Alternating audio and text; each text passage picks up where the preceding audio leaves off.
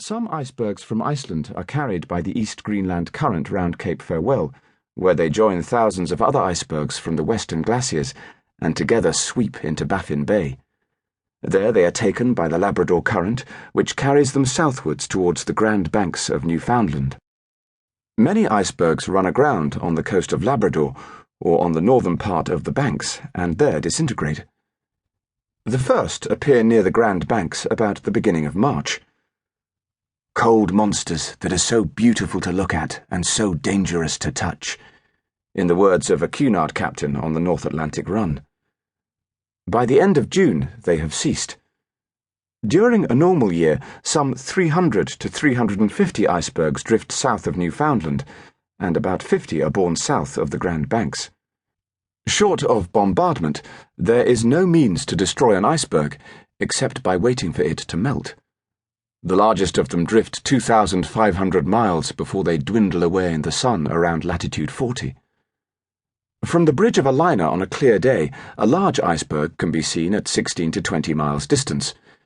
In bright sunshine it appears as a luminous white mass.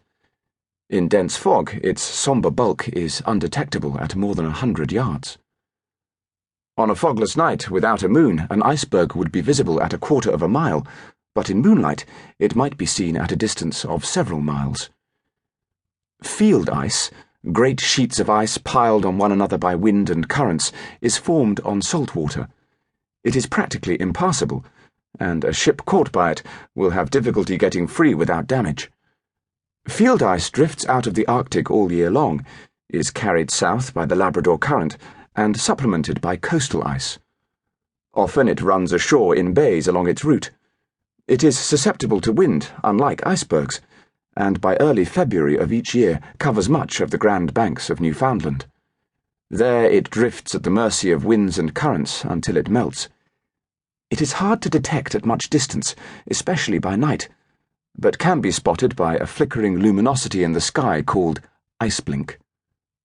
The Arctic winter of 1911 to 1912 was exceptionally mild.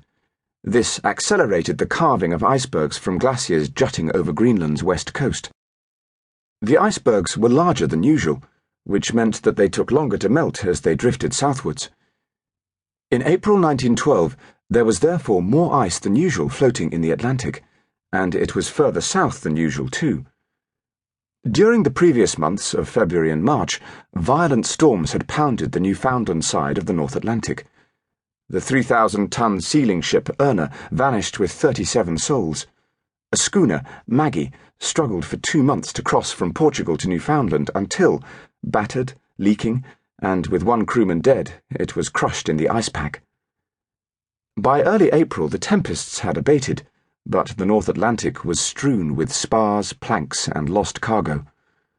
Over 1,000 icebergs had drifted to the eastern edge of the Grand Banks of Newfoundland, where for years at a time it had been rare to see an iceberg. As the Labrador current sent these icebergs southwards, a sheet of pack ice, 100 miles square, went with them. In mild weather, icebergs may split apart with sharp reports, creating large lumps of ice called growlers. But in April 1912, the biggest bergs did not split into growlers. Instead, these hard, implacable masses headed at the rate of 25 miles a day towards the shipping lanes of the North Atlantic. Part 1. Embarkation. One of the most difficult, strictly speaking impossible things for historians to recapture is a sense of what people did not know at the time. Timothy Garton Ash. Facts are subversive. Chapter 1. On board. A seaport without the sea's terrors, an ocean approach within the threshold of land. Enemies or tourists, missionaries or immigrants, they all entered or left land here, and in some other age their phantoms are still processing along Southampton water. Philip Hoare, Spike Island. In 1901, H.G. Wells likened the urban poor to an iceberg with much of its rock-hard bulk lurking under the surface. The submerged portion of the social body.